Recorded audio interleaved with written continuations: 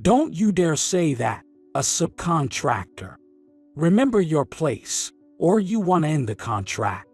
If you don't like it, just do as we say.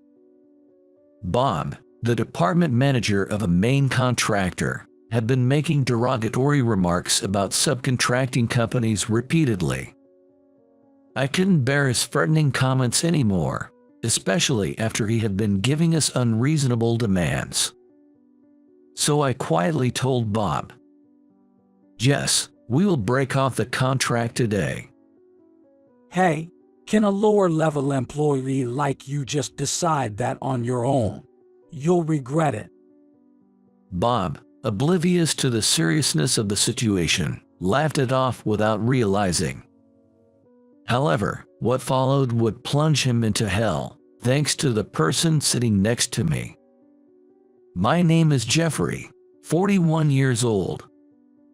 I work as an engineer at Miltech Corporation, a major company. Miltech specializes in specialty construction for civil engineering and construction projects.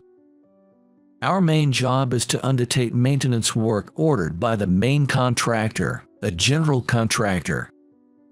We're what you call a subcontractor. Miltech is run by my father Tom, who is CEO. He's someone I respect the most, both as a father and as a businessman. He's the one who has greatly expanded this company, which used to be a typical subcontractor in the construction industry. With over 2,000 employees and annual sales exceeding $18 billion, Miltech has become a major corporation thanks to his charisma and management skills. It's also the result of his dedication to employee education and technical training, in line with his desire for employees to value highly their field work and become a team of professional technicians. Nowadays, there's no one in the HVAC field who can match Miltech's expertise. We've achieved significant results in research and development of facility systems, and in industrial HVAC business. There are some construction works that only our company can handle, such as our unique cleanroom technology. In the industry, there are many young executives who admire Tom's achievements and respect him as a mentor. Tom is currently 69 years old. He seems to be considering the succession to the next generation soon. You've always loved this job, so I'm not worried. What's left is whether you're ready to step away from the field and take on the role of president. Tom often says this, showing an attitude of waiting for my determination. In order to become a successor worthy of Tom, I've been working hard in my own way and continuing to accumulate experience. During my student days, I gained work experience as a laborer and office worker at various sites, including other companies, for the sake of learning. I majored in architecture in college and studied management on my own. And after graduating from college, I joined Miltech. I was adamant about not getting a job through connections, so I had my background and insisted on taking a general recruitment exam to get a job offer. Through the knowledge and experience I gained by then, I realized that I had grown to love construction-related work, which had interested me since I was a child. Now, while working as a section manager in the construction management department, where I've been since joining the company, I'm learning about the duties of a manager from Tom. As both an engineer and a manager, there's still much to learn. Miltech had overcome the busy year-end, and the new fiscal year has begun. One day, we received news from one of our prime contractors, Five Great Construction Corporation. It was about a major restructuring and personnel changes in the construction management department, which oversees the site, carried out this spring. The person in charge was decided to continue, but it seems that other members, including the manager, have been replaced. Five Great Construction, with which Miltech has a long-standing relationship, is well known as a medium-sized comprehensive construction company, also known as a general contractor. We've had a long relationship with the current person in charge, Norman, who is friendly and familiar with our work policies and areas of expertise. Also, since the manager's position rarely involves directly in the field, I didn't particularly worry about its impact even if the first project taking on with the new system was large-scale projects.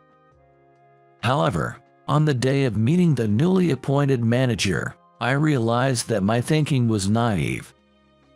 I'm Bob, the new manager of the construction management department of 5 Great Construction. From now on, I'll be thoroughly managing subcontractors along with Norman. From the very first moment, I was surprised by his remarks clearly looking down on subcontractors. Bob is 45 and gave me the first impression of being arrogant and confident. Unlike the calm and steady predecessor, he seems to be the type to assert dominance over anyone, both inside and outside a company. Norman next to him hurriedly added to Bob's words. As for understanding the daily site situation, we will continue it as before, so please rest assured. I see, understood. But what exactly do you mean by thorough management? In consideration of the unfamiliarity with a new system and the fact that Miltech often participates in large-scale construction, we would like you to join regular report meetings with our Bob. Norman explained with even more polite wording than usual, seeming apologetic. I couldn't keep up with the situation, but I was about to open my mouth out of awkwardness. However, before I could respond, Bob raised his voice loudly. You just tell him to come once a month after the request is made. Why are you looking so guilty to subcontractors? You're pathetic. You're tarnishing the reputation of 5 Great Construction. Be more confident. Well, I'm in a position to make the request, so we've always been grateful to Miltech for their support. We're the ones who are supporting them. Subcontractors wouldn't be able to get jobs without us giving jobs to them. His words angered me. But seeing Norman repeatedly looking at me apologetically, I felt sorry for him and couldn't say anything. Bob seemed oblivious to everyone but himself and continued lecturing in front of us. It's because you act so weak that subcontractors take advantage of you. I told you to make the power dynamics clear, didn't I? That's why my thorough management is necessary. His words, delivered with a smug look, were full of confidence. Norman shrank back, finally unable to say anything. Seeing the oppressive relationship between the two, I realized that the road ahead would be challenging. It seems it will take time for everyone to get accustomed to this new system, especially to establish a good relationship with Bob. I was hoping to take things slowly and build relationships gradually if possible. But things didn't go as planned. Next month, I received an urgent request from 5 Great Construction. It was a project related to constructing a research facility requiring special equipment. This time, Miltech would be responsible for the general HVAC construction work involved in the large-scale construction. In addition to Miltech, other subcontractors and craftsmen would be involved as secondary recipients to handle other facility construction tasks, making it a multi-party engagement. With tight deadlines and many people involved, management would be even more challenging. Delays and issues were inevitable. Moreover, with Bob involved this time, I was anxious, hoping that no major problems would arise. As discussions progressed regarding the construction, a construction schedule was sent over from 5 Great Construction. Upon seeing it, I was surprised. The estimated time and cost for each process were even lower than our previous discussions. Despite Miltech proposing the fastest possible schedule, the construction deadline had been arbitrarily changed to an extremely early date. This left us with no room to prepare for unforeseen circumstances. It seemed unrealistic that the construction could proceed smoothly according to the schedule. Furthermore, the documents related to cost management sent along with it were appalling. They had cut costs to the extent of ignoring essential expenses such as minimum labor costs, schedules, and costs for safety measures, and expenses due to adverse weather conditions or seasonal effects. Such unreasonable cheapness could potentially be contract violation. I immediately lodged a protest through the responsible person. Regarding the documents you sent, there seems to be a misunderstanding. We can't proceed with this. Wait, that can't be right. Norman hurriedly checked the contents of the documents. From the tone of their voice over the phone, I could sense their anxiety, which made me suspicious.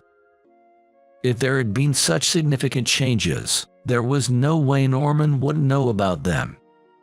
I'm sorry. It seems that the latest version of the content was changed without my knowledge. It's my fault. Changed? Did he change it without informing you who are the person in charge? I'm terribly sorry. For this project, it's been decided that all documents must go through Bob, so I believe the modifications were made during that time. I apologize for not being aware and causing you trouble. I was stunned for a moment by the bewildered words of Norman. Making arbitrary changes without consulting anyone was unacceptable, especially for a project that everyone was working together on, even if it was done by the director. Bob, this is troublesome. As I sighed heavily, Norman apologized again. I'm truly sorry for the inconvenience. I'll send the revised documents again. I'll make sure to double-check to ensure this doesn't happen again in the future. I accepted Norman's apologies. However, it was a clear indication of how Bob undervalued us, just because Miltech is a subcontractor. Did he really know nothing about the relationship between our two companies or about Miltech's technical capabilities? I couldn't understand it. Just because they're a general contractor, just because they're the prime contractor, doesn't mean they can belittle us. I had a heavy heart at the thought of having to face him every time we had a progress report in the future. Afterwards, each site supervisor reviewed and approved the construction management content once again. I felt relieved to see that the final proposal sent by 5 Great Construction had been properly revised, with the unreasonable aspects removed. Finally, as the construction began, the HVAC construction led by Miltech got off to a smooth start, following the schedule as planned. Since this was a research facility incorporating Miltech's proprietary clean room technology, the on-site technicians were even more enthusiastic. Normally, the design drawings are handled by the prime contractor. However, this time, the design drawings for the HVAC were entrusted to Miltech. That's why we worked closely with the prime contractor to verify the design and strengthen the quality control process that required checking against the design drawings. With the work progressing smoothly, I was confident that it would undoubtedly become a state-of-the-art research facility. While I was enthusiastic about my daily work, I also felt the burden of having to meet Bob more often. As expected, every time we met for construction management meetings, he would belittle me and Miltech. He never tried to remember my name and always called us subcontractor. In addition to his harassing remarks, he was also untrustworthy in terms of business. He frequently changed his stance, just like when he unilaterally changed the deadline and cost before construction began, so I always had to be careful. I tried to keep the communication through Norman as much as possible or in written form to have a record. I even got permission to record the meetings through to ensure accuracy, and I got into the habit of carrying a recorder with me. Of course, I read every word of the materials sent by 5 Great Construction without skipping any. I remained vigilant on the site and maintained the same level of focus during desk work and meetings. I could feel the tension mounting, and the team, including myself, was rapidly becoming exhausted. It was time to change our approach if we wanted to see this large-scale project through to the end. One day, as I returned from the site, I hurriedly prepared to head to 5 Great Construction. Then, I spoke to the subordinates around me. "Hey, everyone, I've decided to handle the afternoon report to 5 Great Construction alone, so could you all cooperate and continue with the other tasks?" But you shouldn't go alone. I'll go too. I shook my head at the offer. Given the considerable stress on other team members, I had already decided to attend the meeting with Bob alone. It's okay, the right person for the right job, especially when things get busy. Make sure everyone leave on time today. With that, I left the department. Even though I put on a brave face in front of my subordinates, meeting alone with someone I knew would find fault with me was daunting. However, as I left the company with a heavy heart, someone followed me from behind. When I turned back after being called Jeffrey, I saw him there. Heading to 5 Great Construction now. Yes, but why are you here? Today, I'll accompany you. I thought I'd see how the next president handles things one last time. I was surprised by his words and instinctively looked at Tom. There was a faint smile on his face, showing a hint of ease. I knew that when Tom wore this expression, his mind was made up, and it was difficult to change his opinion. One last time, huh? Yeah, I'll be resigning next fiscal year, so do as you please. Make sure you don't regret your last job. Tom laughed as he said that, but his eyes were dead serious. He probably noticed that something was different about me and the other employees. Tom had always been observant, noticing even the smallest details. Having a companion, especially Tom, gave me courage. I wasn't alone. I realized once again that I was always working together with Miltech and the engineers who worked there, no matter what the task. When we arrived at 5 Great Construction, we were immediately ushered into a meeting room. When Bob entered the room late, he immediately saw Tom sitting next to me and chuckled. Hey, are you bringing a new recruit who looks much older? Is the site short-staffed? He ridiculed Tom, who he met for the first time, being unaware who Tom is. Bob, could you please refrain from making disrespectful remarks to our company's representative? I couldn't help but show my anger to him. However, instead of changing his attitude, Bob showed frustration at being challenged. Don't you dare give me orders as a subcontractor. I don't know what position you hold, but you have nerve to criticize us when you owe your work to us. Sitting in the opposite seat, Bob crossed his legs and looked smug. Norman sitting next to him turned pale at the tense atmosphere. While I was somewhat used to it, Tom, who witnessed such behavior for the first time, furrowed his brow. We should support each other, shouldn't we? You can't get things done without us, right? Bob looked surprised at my unusual retort, but soon his expression turned into a malicious grin. Subcontractors should keep their mouths shut. Do you want the contract terminated? If not, you better do as we say. Seeing Bob getting carried away and pointing at us, my mind was made up. My anger subsided, and I realized I was becoming unusually calm. Yes, the contract will be terminated today.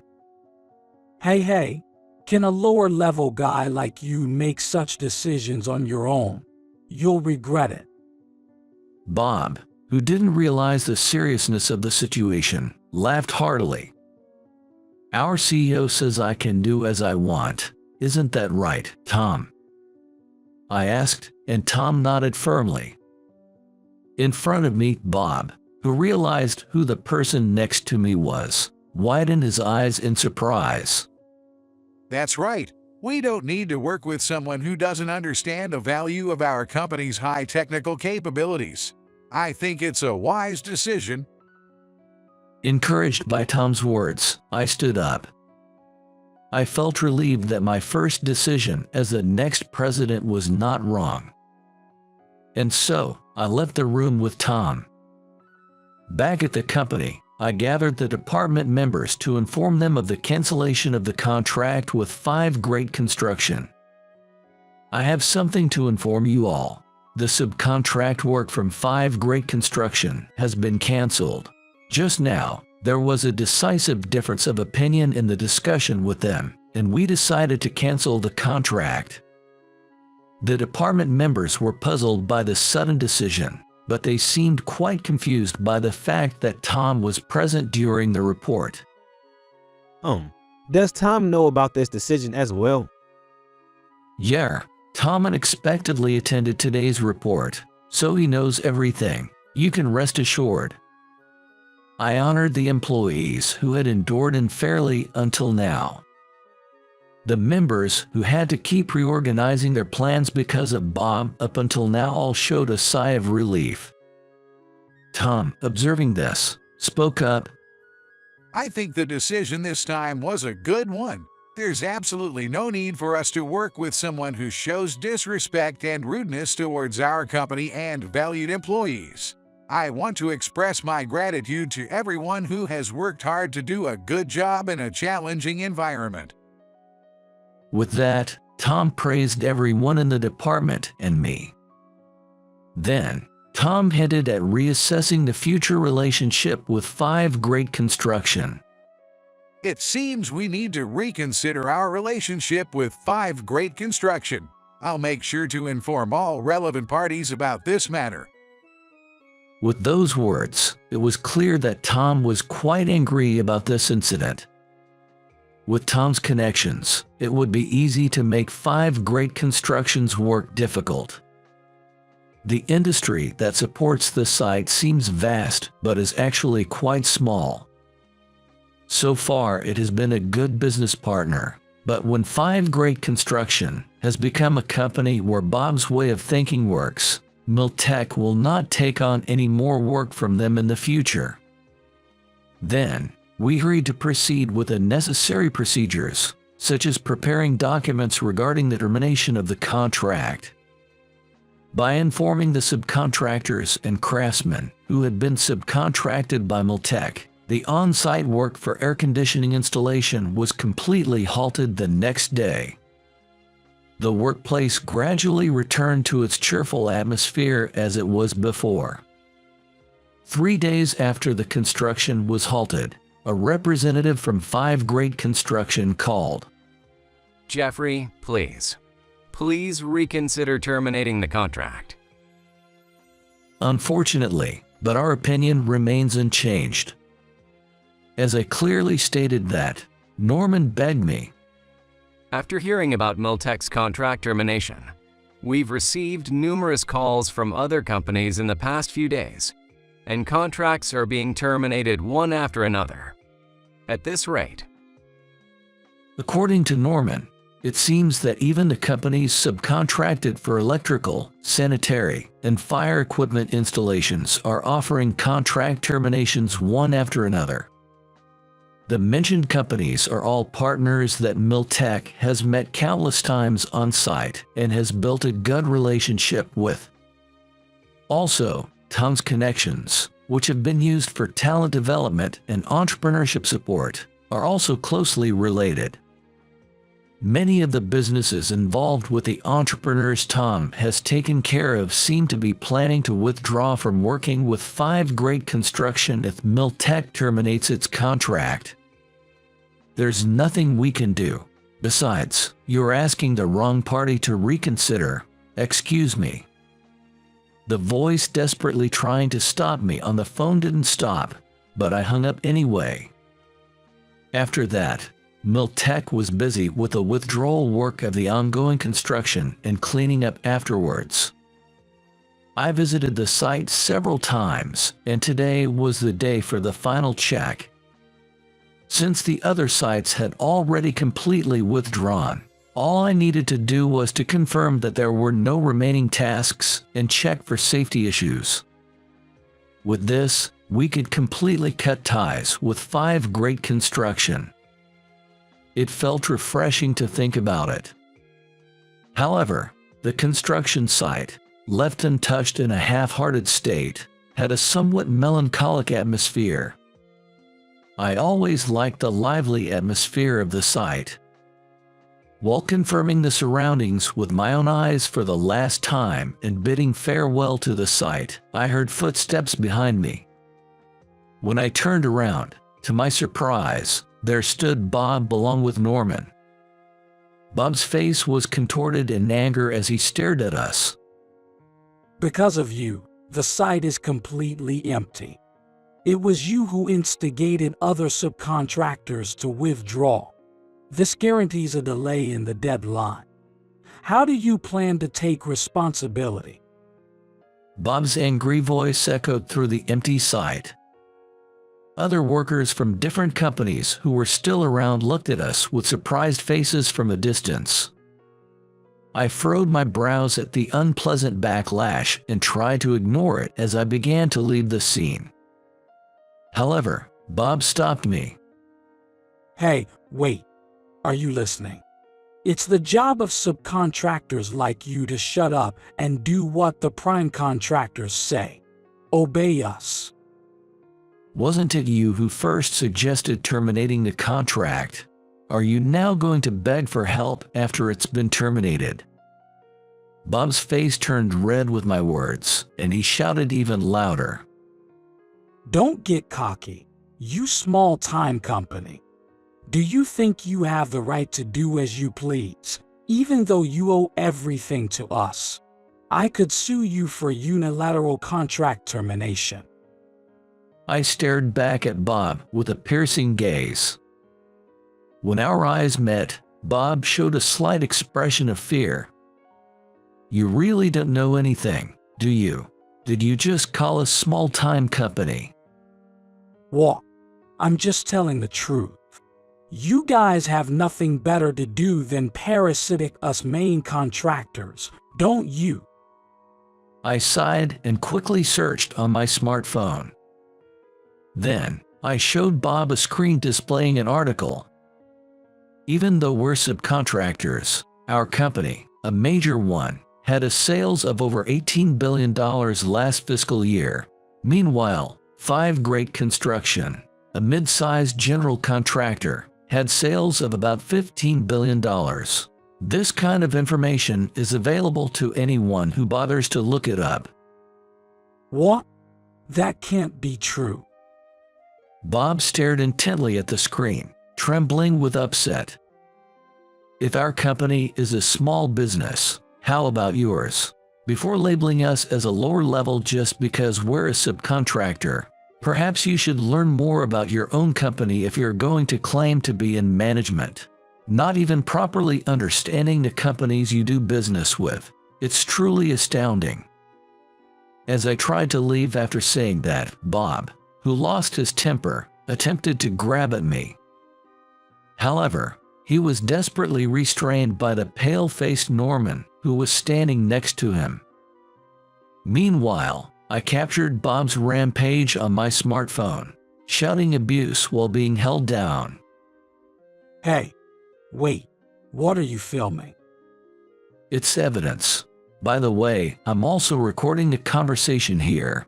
You mentioned suing us for unilateral contract termination, but I think it would be better to drop that idea. We have all the evidence we need. After giving this warning, I finally left the site. The following week, when I arrived at the office one morning, I noticed that there was a commotion in the department. As I entered the room, everyone was gathered around a desk, looking at something intently and discussing it seriously. "Good morning. What's going on? Is something wrong?" I asked my members, who looked flustered and turned to face me. Jeffrey, take a look at this. It's a video anonymously posted on the internet late last night. This isn't it, Bob? I watched at the monitor one of my members pointed at. It showed a short video capturing the altercation between Bob and someone else that happened the last time I visited the site. Although I wasn't in the footage, it showed Bob yelling at someone before being restrained by staff and shouting, all while being filmed. The video, though it was poor quality, likely taken from a distance, had spread on social media along with 5 Great Constructions hashtag. The number of reactions was considerable, and it seemed the PR department of 5 Great Construction alone couldn't settle down the situation, considering multiple copies were already circulating.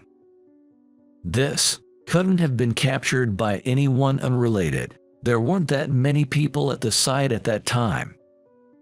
Probably. He must have behaved badly not only at our company but also elsewhere, earning himself some enemies. Soon after, it was picked up by online news, and 5 Great Construction stocks plummeted. Termination of contracts with their subcontractors continued, and the reputation of 5 Great Construction plummeted with spreading the video even in already challenging times. Unable to quickly settle down the situation, they were forced to halt operations at several construction sites. Moreover, sparked by the video, disclosures exposing their past treatment of subcontractors and methods of harassment continued thereafter. Thus, 5 Great Construction found itself in a situation where they hold a press conference. Later on, there was contact from 5 Great Construction to Miltech. They expressed a desire for a personal apology regarding Bob's actions. Though it seemed like part of formal meeting to various companies, given the long-standing relationship with Miltech, it wasn't easy to decline outright. Despite initially politely refusing, they insisted on contacting until they get permission. So reluctantly, we agreed. On the day of the meeting, besides the usual faces of Bob and Norman, even executives from 5 Great Construction showed up. It was rare for 5 Great Construction employees to visit Miltech, as we were usually the ones to go there. As I and other staff entered the reception room, they all stood up in unison. "We sincerely apologize for this occasion." Among them, Bob looked away enough to stand out negatively. He couldn't conceal his dissatisfaction. And when our eyes met, he even glared at us with anger in his eyes. Bob deeply regrets the inappropriate remarks in the video. Come on, say something. I retract the inappropriate remarks. I'm terribly sorry. With his insincere way of apology, he didn't seem like he truly regret. Retract what? That subcontractors are parasites on contractors, or that our company was insulted as a small enterprise, or perhaps the way our president was treated as an old man. Is that it? Except for Bob, others seemed uneasy upon hearing unfamiliar content. Yes, all of that. I didn't know that the project we commissioned required Miltech's unique clean room technology. We'll improve our attitude in the future, so please consider giving us work again. His way of speaking of just reading a script left me sighing in disappointment. In other words, you mean if it's not our unique technology and you can ask someone else, you'll behave the same way to our company again, don't you? Our company don't want to work with those who belittle our engineers and our site, ever. Bob, who had been enduring until then, showed a visible vein throbbing on his temple. Shut up. Acting all high and mighty as a mere section chief. You're so obsessed with our company. Do you think you became a president or something? As Bob erupted in anger, the 5 great construction employees were unsettled. Despite their efforts to calm things down, I responded regardless.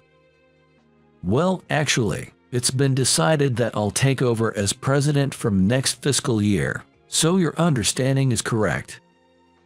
Everyone present was surprised and speechless. Among Miltech employees, not many know that I'm the son of Tom. You are the next president. No, wait, really? Either way, as long as you are here, we won't work with 5 great construction. Remember, we can sue you for serious contract violations or defamation. The final words were directed towards the visibly shrinking executives. Realizing his own job was on the line, Bob desperately clung to me as I stood to leave. Wait. I'm sorry. I apologize. Please. I beg you, forgive me. Apologies are worthless if they are just lip service. It would be nice if losing your job was the only consequence for everything you've done. I said, shaking off Bob's arm, and left the reception room. In the hallway, I could hear Bob's crying and screaming all along. Reports of various damages continued to come in against Bob, both from within and outside the company. It seemed he didn't hesitate to resort to quite nefarious deeds, even within the company, all in the pursuit of advancement. There were some employees who tearfully resigned from 5 great construction under pressure from Bob. He had reported his subordinates' achievements as his own and had offloaded troublesome tasks onto them under the guise of mentoring Junior. It seemed he had been doing whatever it takes to achieve results on his way to becoming a department head. Following an internal investigation, 5 Great Construction decided to dismiss Bob based on the findings. At the same time, 5 Great Construction were sued for contract violations regarding past projects by several subcontracting companies that had dealings with. As a result, Bob, responsible for significant damages incurred in multiple projects, was demanded a substantial amount of compensation from 5 Great Construction. His misfortune didn't end there, just that he became unemployed and burdened with debt. The major incident and subsequent rumors spreading not only within the industry but also to other sectors made it difficult for him to find another job. Bob was left with nothing but debt, without even severance pay. Rumors of divorce surfaced after his name was exposed online, and it led to estrangement from his family. Bob met a tragic fate both personally and professionally, and no one knew what happened to him afterwards. I worked busily towards the end of the fiscal year. I delegated site work to my subordinates and simultaneously prepared for the next fiscal year.